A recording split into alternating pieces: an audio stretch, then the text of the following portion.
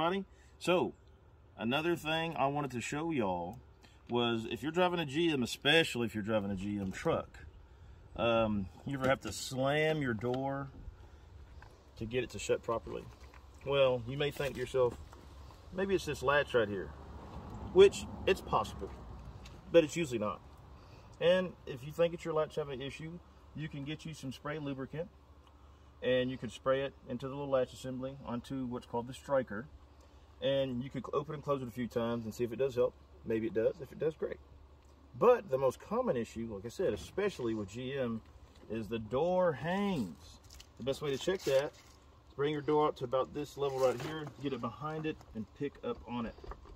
See that? That's not good. That's bad. So, there's a fix to that. Inside here, you have what's called door pins. These door pins get worn out over time from use, from open and closed. They wear out and they start doing that. You know, start making the door hang. The ones on some of these is not as easy to change as you would think, especially on these 99 and up, because you actually have to have a grinder to grind off the old little mushroom head there to pull it out. But I mean, if you wanted to tackle it, you can. It's really simple. You got 3 10mm bolts here. Once you do that, you can pull your wires out right here, unplug them, and then you can actually lift up the entire door and set it off to the side. I would recommend having somebody help you. You don't think the door is heavy, I guarantee you it is heavy. So, set it to the side, and then you'll see the door pins. They will just be there. And like I said, you get a grinder, get them from the bottom. They have them where they mushroom them out at the bottom so that they don't move and go anywhere. You can grind that off, pull it out.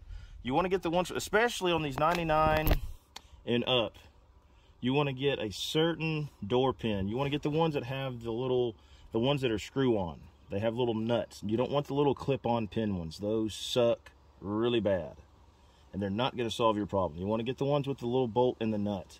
I will post a link in the comments section for some if you wanted to order them online, but you should be able to get them at your local auto parts. But either way, if that's something you wanted to tackle yourself, I would say it'd probably take you, I mean, roughly an hour if you had everything together and you had somebody to give you a hand with the door and stuff like that. And then once you're ready to put it back on, you just do everything in reverse order. Set it back on, it just sets back on, put your screws back in, you open and closing your door like you should, and it should open and close beautifully. So I hope this helps y'all out, guys. And once again, any questions, any comments, send them my way.